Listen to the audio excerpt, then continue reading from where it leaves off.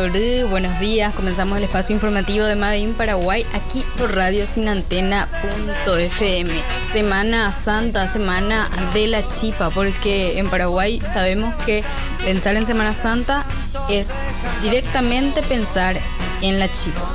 Entonces, en el espacio informativo Made in Paraguay te contamos también que está nuestro portal de noticias donde puedes encontrar información sobre derechos humanos, política, medio ambiente, cultura. Y bueno, también podés encontrar entonces una nota sobre el significado de hacer chipa en Semana Santa, que es como un reencuentro. Yemonguetá, Yepucá y Yehuá, nos decía Rosa Toledo, que forma parte de la organización Conamuri, y nos daba una entrevista pormenorizada de cuál es el paso a paso y de todo lo que significa poder hacer una chipa, y que ese ritual ya comienza 6 meses antes, desde el momento de producir todo lo que va a llevar esa chipa. Entonces es una de las tradiciones que se dan en nuestro país en Semana Santa y que reúne a familias en esos días. Entonces pueden encontrar esta nota en Made in Paraguay. Hacer chipa en Semana Santa, un momento de reencuentro, Ñemonguetá, Yepucá y Yehuá. Otro tema que queríamos abordar hoy es un poco sobre la escuela de liderazgos que está realizando Alma Cívica, que es su segunda escuela de formación llamada Taba Apo. Y va a estar conversando con nosotros Patricia Mersam, que es coordinadora de innovación educativa de la Escuela Política y de Liderazgo Público en Alma Cívica. Entonces, ella va a ser nuestra primera entrevistada del día, y luego vamos a hablar también con Paola Bacotti, que es vocera de la FEIPAR. Hoy van a estar presentando también a las 7 de la tarde en una propuesta de ajustes al Plan Nacional de Transformación Educativa. Entonces, vamos con nuestra primera entrevista. Pati Mersam, buenos días. Estamos ahí todavía haciendo algunos ajustes, entonces en vivo. Entonces les recordamos también que hoy vamos a estar hablando de lo nuevo de Santi Peña, candidato del Partido Colorado a la presidencia, que en una de sus giras dijo algo que realmente molestó e indignó a la ciudadanía en general. Ahora sí, tenemos a Pati Mersam. Buenos días, Pati. Buenos días, Connie. Buenos días a toda la audiencia. Bueno, ya presentaba que vamos a hablar contigo hoy, que sos parte de la Coordinación de Innovación Educativa de la Escuela Política y de Liderazgo Público de Alma Cívica. Contanos un poco qué es Alma Cívica, así para que quienes están viendo o escuchando puedan conocer también a la organización. Alma Cívica es una organización que es una plataforma que brinda soporte, impulso y colaboración a una red de ciudadanos éticos, talentosos y efectivos para que contribuyan al desarrollo de sus localidades y a la democracia de la sociedad. Esta escuela, según tengo entendido, es la segunda escuela de formación que están realizando. ¿Cuál es el objetivo principal de este espacio de formación? Sí, realmente esta es la segunda edición de la Academia Taba Apo, que sería las siglas en guaraní Hacer Ciudad. Lanzamos con el objetivo de impulsar una nueva generación de líderes políticos que justamente actúen con ciertos conocimientos sobre las causas, ¿verdad? Está dirigida a concejales municipales y también hay otra a líderes comunitarios, ¿verdad? ¿Dónde se realizan en estos espacios de formación? ¿Es un solo lugar o se hace en varios territorios del país?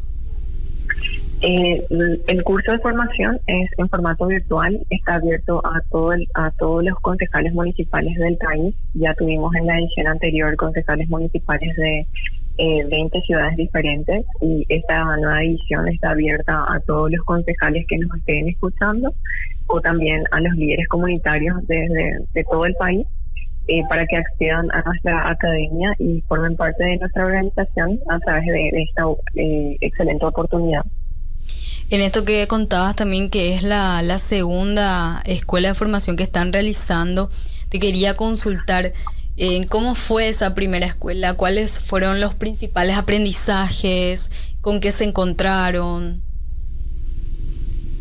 Realmente nos encontramos con muchísimos aprendizajes desde la primera edición, ¿verdad?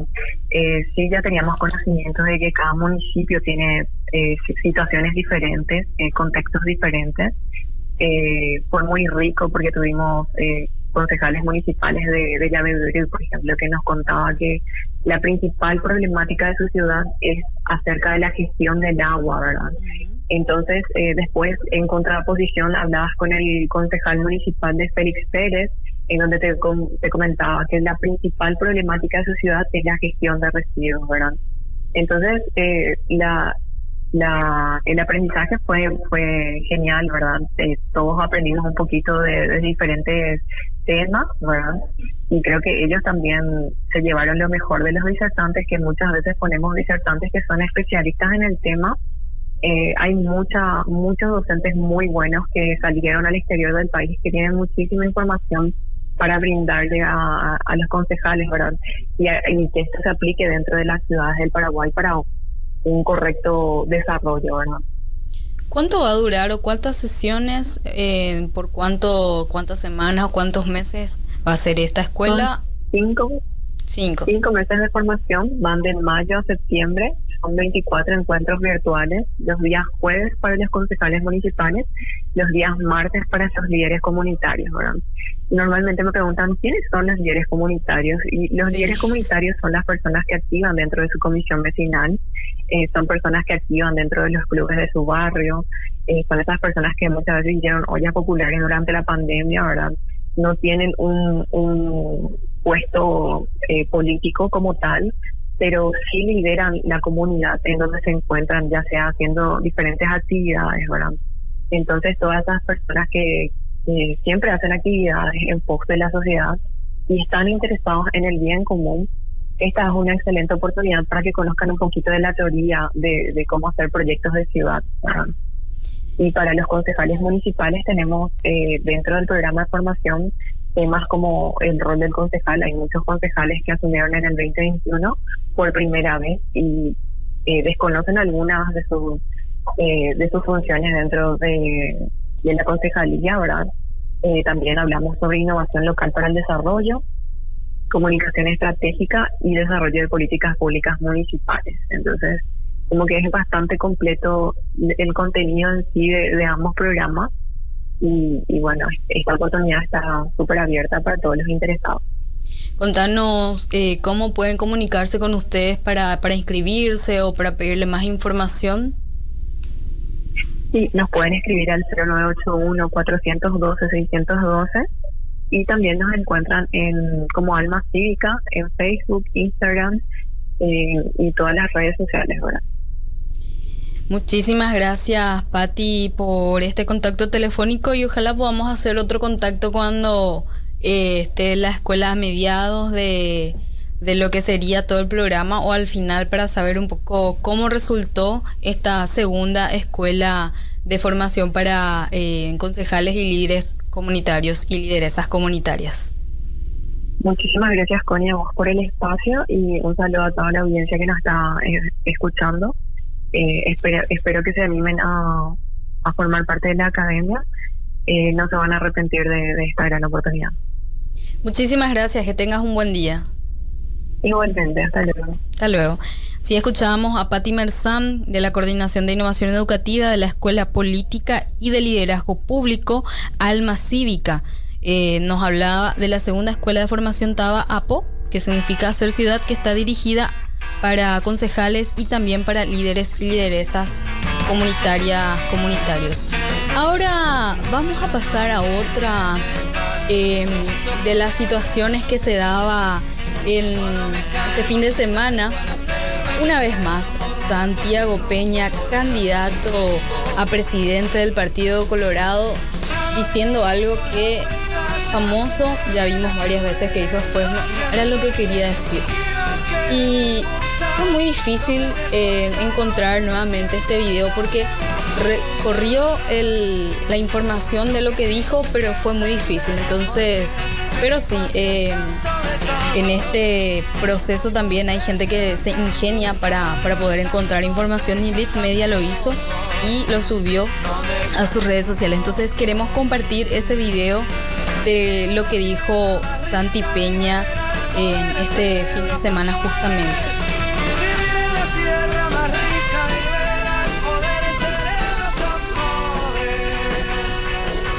Quiero agradecerle a todos los dirigentes que nos acompañan acá. Quiero agradecerle a aquellos que tienen cargos, que han llegado a esos cargos gracias a su trabajo, a su dedicación, pero principalmente gracias al Partido Colorado. En particular, quiero agradecer al presidente de la ANDE, Félix Sosa, un gran profesional, funcionario de carrera, con una altísima formación, pero es tu coloradismo, Félix, lo que te hace diferente y te hace un gran presidente de la ANDE. Muchas gracias, mi querido Félix. Y les digo esto porque apenas 29 días de las elecciones tenemos gente que realmente está mojando la camiseta. Arnoldo Vince se está mojando la camiseta. Arnoldo Vince ha sido el símbolo, es el símbolo de la unidad. Hoy parte de la familia de la Itaipu Nacional, pero luchando incansablemente, recorriendo el Paraguay, porque él sabe que el espacio que consiguió lo consiguió gracias al Partido Colorado. Lastimosamente hay muchos correligionarios que no entienden, que creen que los cargos que tienen son porque son guapitos, porque tienen la pared llena de títulos. Está lleno de gente con títulos, pero los que llegan a los cargos llegan gracias al Partido Colorado. Y eso es lo que vamos a... Imagínense, los cargos se consiguen gracias al Partido Colorado. Este es un discurso muy ligado, muy pegado al discurso que se da durante la dictadura estronista. Y muchas veces, no sé si todas las personas, pero muchas personas escuchamos estas historias de que tenías que estar afiliado o afiliada al Partido Colorado para poder acceder a un cargo laboral o incluso para poder acceder a estudiar. Entonces, realmente grave que una persona que se está candidatando a la presidencia de la República nuevamente acuda al clientelismo y al prebendarismo. El Partido Colorado, como lo viene haciendo hace varios años, y realmente generó la indignación y la molestia de muchísimas personas que se matan trabajando, estudiando, buscando la forma de poder ser un profesionista, ser una profesional, ser un profesional para poder acceder a puestos laborales. Entonces, realmente grave este discurso que daba el candidato a presidente Santiago Peña del Partido Colorado. Y nos muestra una vez más quiénes son y quiénes forman parte de esta lista de continuidad, y que, bueno, la realidad nos muestra que el Partido Colorado realmente no ha gobernado para el país, sino para unos pocos privilegiados que responden a sus intereses. El 30 de abril son las próximas elecciones generales y es el momento en que vamos a poder decidir a quién darle nuestro voto. Es una tarea cívica que nos toca a todas, todos, todes. Y ahora vamos con la segunda entrevista del espacio informativo. Vamos a hablar con Paola Bacotti, que es vocera de FEIPAR, que es Familias por la Educación Integral en Paraguay. Va a hablarnos sobre las propuestas de ajustes del Plan Nacional de Transformación Educativa que ya le entregaron al MEC y que hoy va a ser público, que va a ser en Flaxo. Buenos días, Paola. Hola, Connie, ¿cómo estás? Buenos días a vos y a toda la audiencia. Queríamos un poco conversar contigo sobre esta propuesta que presentaron sobre el plan de transformación. Y antes de que me cuentes un poco cuál es el contenido de esta propuesta que están presentando, que expliques un poco de qué hablamos cuando hablamos de transformación en este plan, porque de repente hay personas que confunden un poco cuál es el significado real de la palabra transformación y luego la tergiversan. Sí.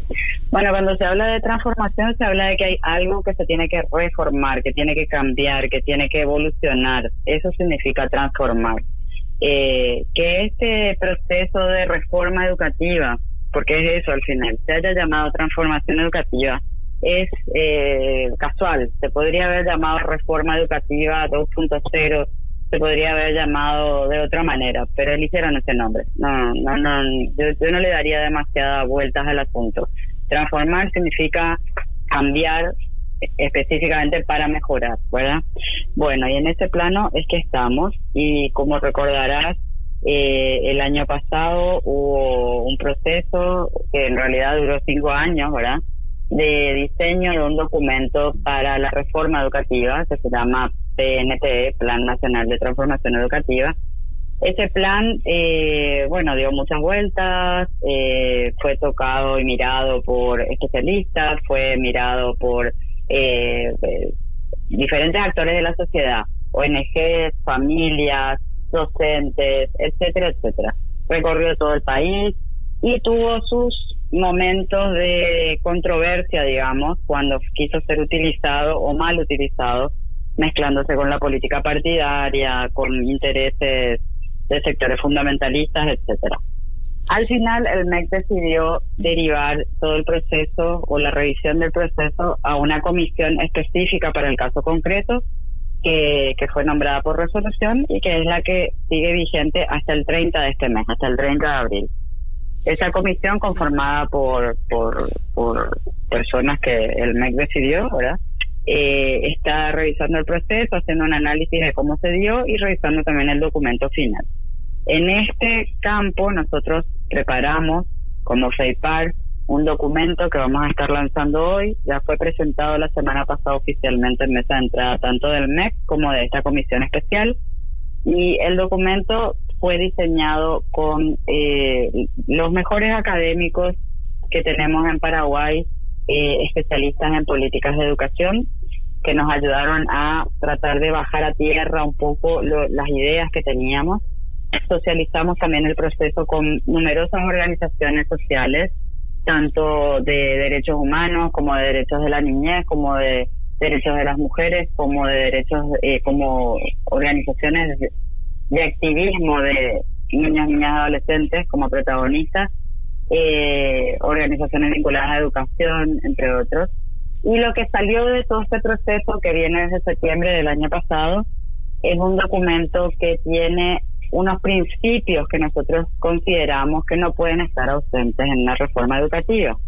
¿Cuáles son los principales puntos que ustedes están proponiendo a este ajuste que se quiere hacer al plan? ¿Cuáles son los puntos más importantes que encontraron en todo este proceso de socialización con las organizaciones y claro, dentro mismo de la FEIPAR? Sí. Mira, básicamente son 5 puntos o 5 principios transversales que consideramos que tiene que tener una reforma educativa. Llámese como se llame, aunque se cambie el nombre, se cambien los procesos, fuera lo que tuviera que pasar. Pensamos que son 5 principios que deben elevar el debate sobre lo que es la educación de calidad. Y estos principios son el derecho a la educación, principalmente, la educación inclusiva, la educación intercultural, la perspectiva de género y la participación real. Cada uno de estos principios tiene su desarrollo en el documento que presentamos. Cada uno se baja a tierra en una primera instancia del documento con propuestas concretas para cada principio, y luego se respalda en un documento donde anexamos el respaldo justamente teórico de todo esto, de dónde sale, en qué elemento teórico de política de educación, de política pública, de pedagogía se plasma, se respalda, en qué elemento jurídico legal nacional se respalda. Todo eso está como respaldo, digamos, a estos 5 principios. El derecho a la educación se traduce en 3 concepciones clave que tenemos respecto a educación: educación para la paz, educación para la convivencia democrática y educación en derechos humanos. Esos tres conceptos, digamos, pensamos nosotros en este proceso que tienen que ver con justamente esa garantía del derecho a la educación de calidad. La educación inclusiva implica concebir la educación para todas las personas, garantizando el acceso a oportunidades educativas independientemente del género, de las capacidades que cada uno tenga, del origen, de su condición, de su historia personal o cualquier otra variable que pueda llevar a una discriminación.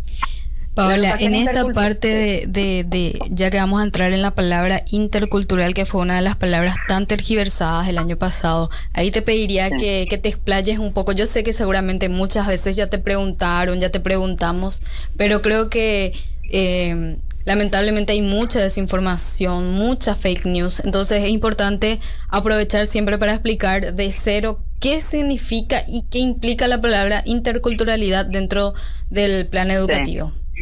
Sí, cómo no.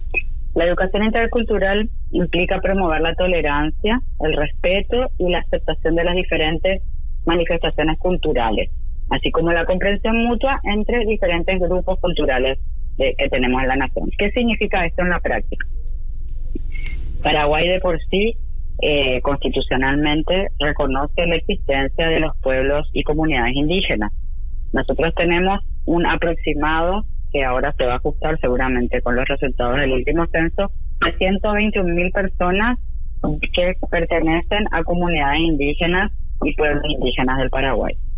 Esto es una realidad que de por sí está, como te decía, reconocida en la Constitución, y es son a su vez diferentes culturas, porque muchas veces y por posiblemente carencias de la educación, los que somos de nuestra generación más o menos entre 30 años para arriba, digamos, hemos estudiado que en Paraguay existen los guaraníes.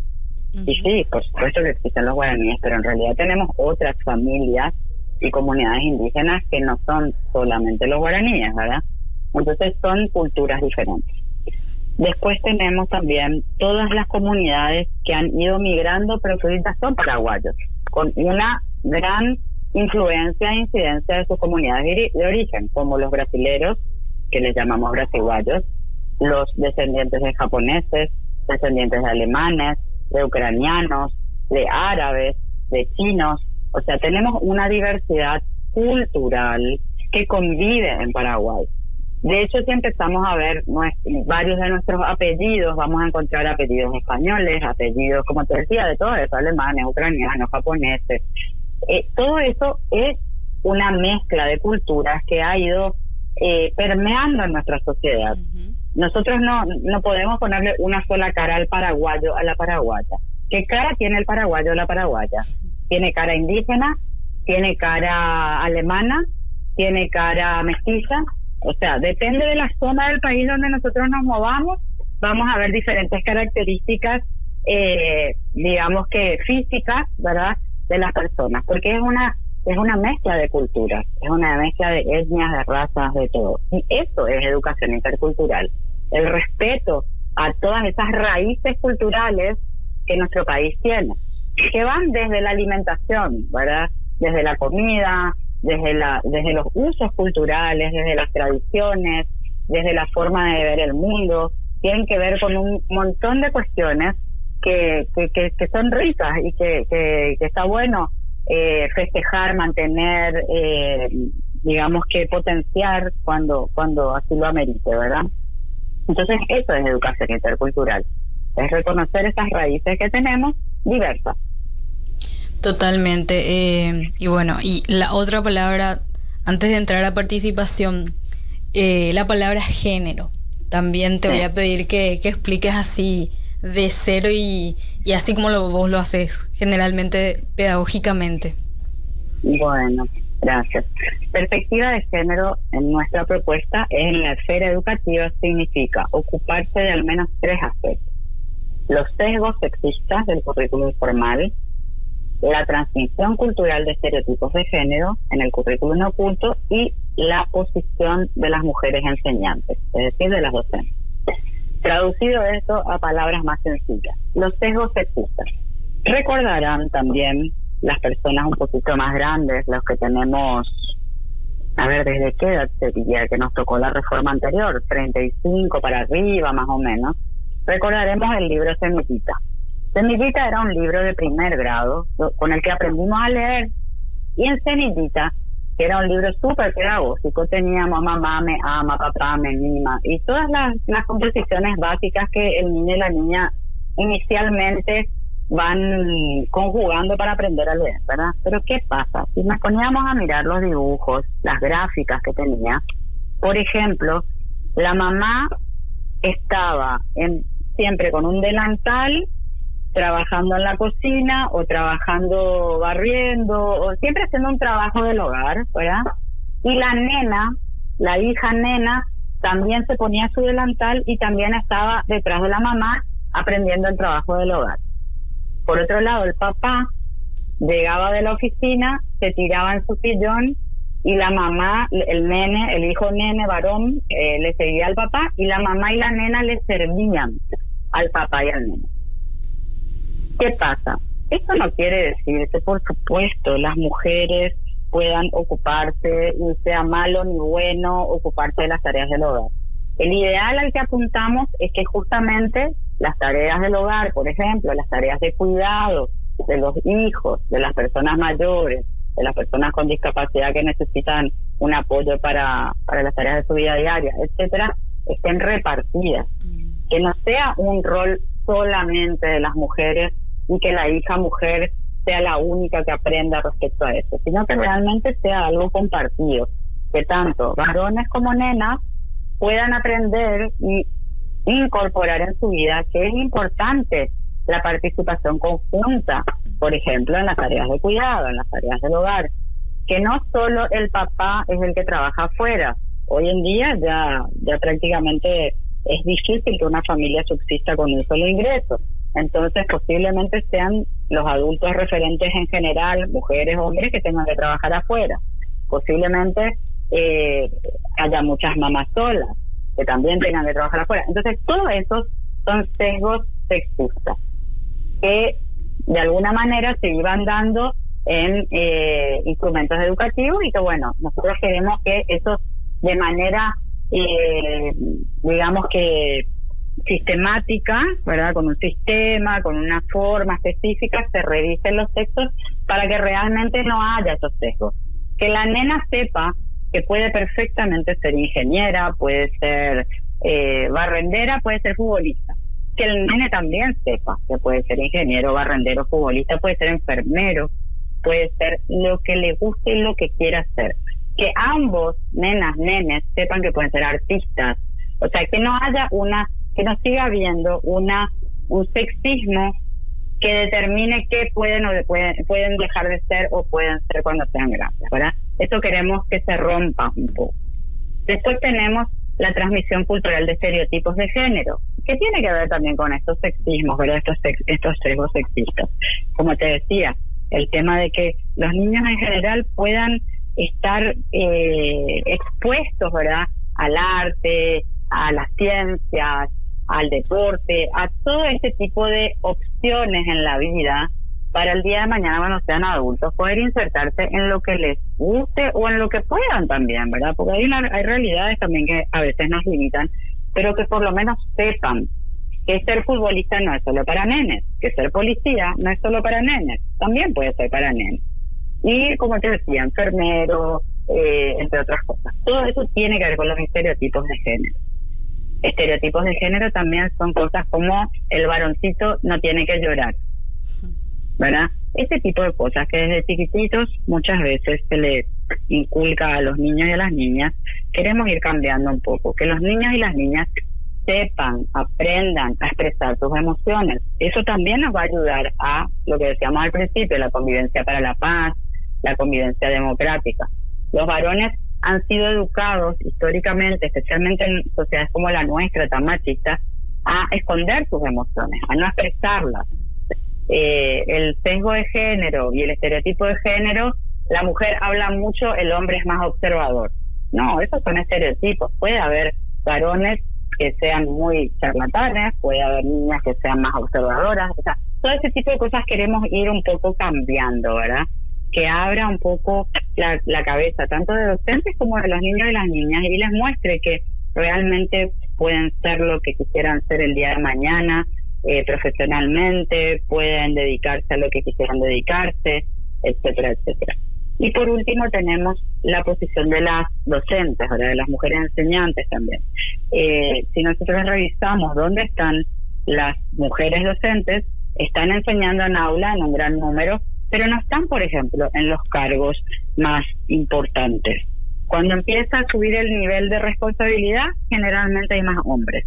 Entonces, eso también hay una cuestión que es importante revisar, y por eso hay una perspectiva de género. También la perspectiva de género tiene que ver con la respuesta que desde la política pública y el Estado se da a diferentes situaciones según el receptor, sea mujer o hombre. Un ejemplo que siempre uso es el adolescente varón de 14 años que está dejando la escuela por una necesidad de trabajar o porque quiere trabajar, ¿verdad? Que pasa muchísimo.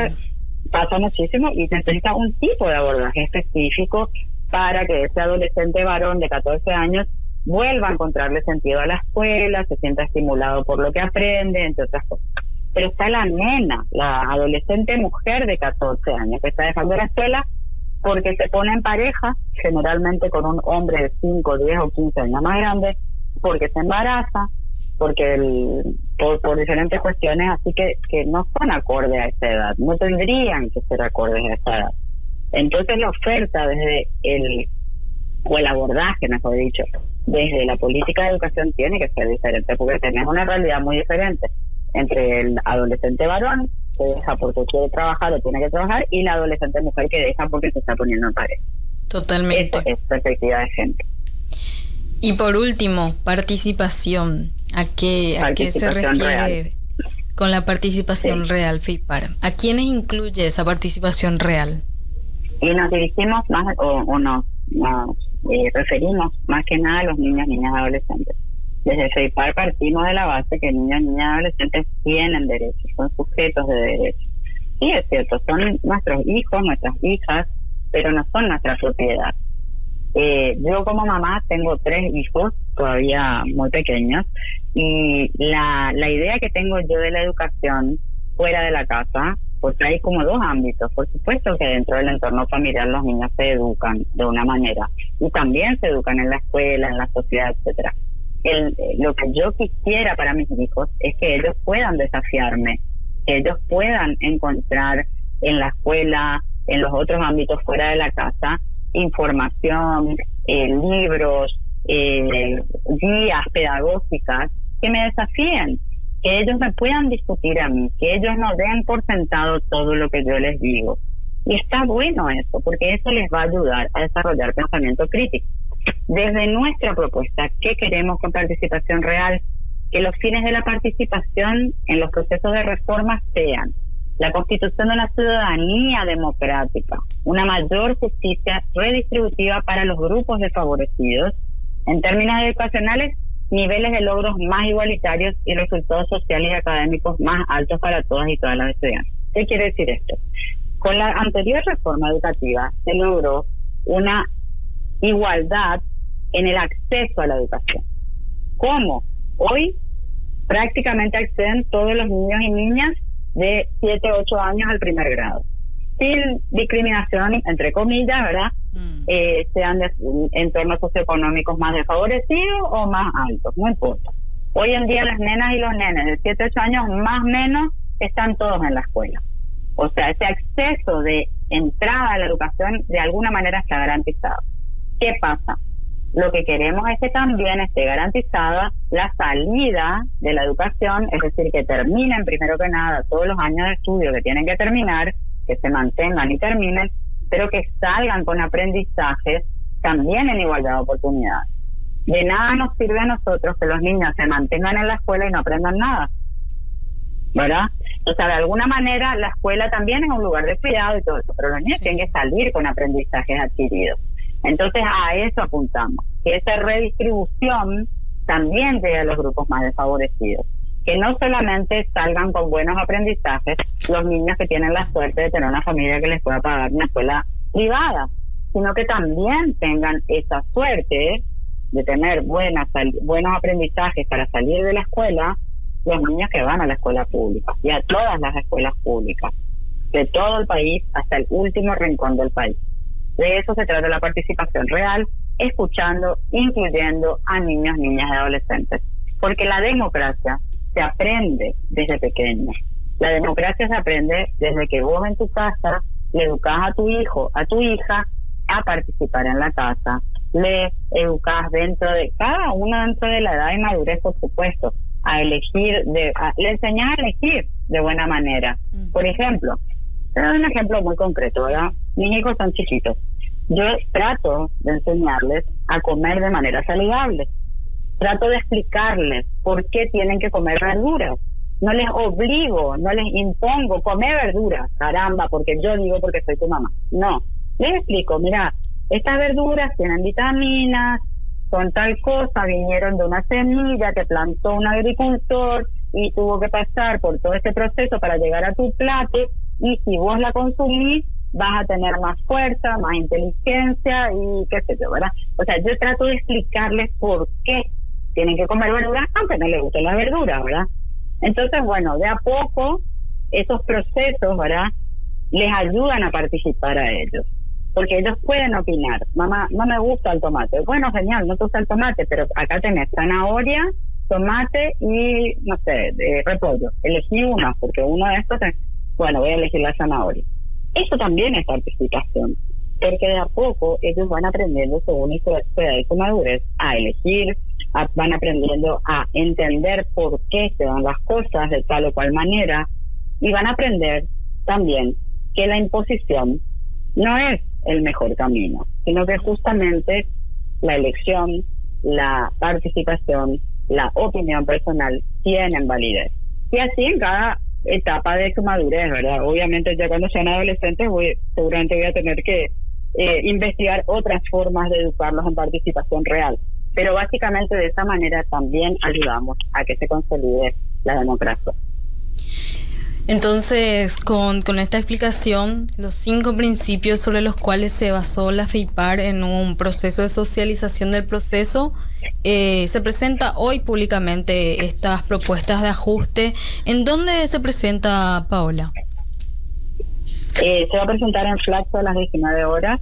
Va a ser, desde ese momento vamos a poner los documentos para acceso público en nuestra página web, y son documentos que nos gustaría que realmente las personas, las organizaciones, las comunidades puedan leer, puedan tener a mano, porque también esa participación real ya nos involucra a nosotros los adultos, porque el que no conoce sus derechos no los puede exigir. Si nosotros como padres, madres o personas que estamos criando, adultos referentes en niños, niñas, adolescentes, podemos ser tíos, abuelos, cualquier figura, no conocemos cuáles son los derechos de los niños y las niñas, no vamos a poder exigirlos. Entonces, bueno, este documento puede dar pistas de cuáles son los derechos, cuáles son las cosas que la escuela tendría que proporcionar, además de solamente un espacio físico para que el niño y la niña vayan, ¿verdad? Hay varias cuestiones que tienen que ver con la calidad de la educación que le van a ayudar a nuestros niños y niñas a tener un mejor presente para disfrutar sus niñeces, sus adolescencias de manera saludable, porque esa es la idea también. Quien tiene una linda niñez es más fácil que pueda ser una persona segura en la vida, que tenga valores, que tenga autoestima, entre otras cosas. Entonces, bueno, eso es lo que queremos también facilitar, ¿verdad? Que los niños y los adolescentes tengan buenas etapas en el presente para que luego en el futuro puedan ser personas que aporten a la sociedad como sociedad democrática, que sean empáticos, que piensen en las otras personas más allá de su situación diferente, que les toque vivir, entre otras cosas. Así es, entonces esta es la propuesta que presentan desde la FEIPAR. Hoy públicamente ya fue presentada el 29 de marzo pasado. Paola, muchísimas gracias por este tiempo y bueno, recordamos nuevamente que hoy a las 7 de la tarde en Eligio Ayala 965, que es local de la Flaxo Paraguay, se va a estar presentando, y en la página web de FEIPAR para quienes estén interesadas en toda la información. Muchísimas gracias, Paola. Gracias a vos, Connie. Un abrazo. Que estés bien. Hasta luego. Así escuchamos a Paola Bacotti, que es vocera de la FEIPAR, que es la Organización de Familias por la Educación Integral en Paraguay. Escuchamos entonces los cinco principios transversales sobre la base de un proceso de construcción de esta propuesta que presentan para el plan de transformación educativa, que tiene que ver con derecho a la educación, educación inclusiva, educación intercultural, participación y también género. Estos son los 5 principios presentados. Entonces, este es el espacio informativo de hoy, lunes 3 de abril, Semana Santa ya iniciando. Y bueno, más información pueden encontrar siempre en www.madeinparaguay.net. Todo lo que tiene que ver con derechos humanos, medio ambiente, política y también cultura. Entonces nos reencontramos en el próximo espacio informativo de Made in Paraguay aquí por radiosinantena.fm. Que tengan un buen día.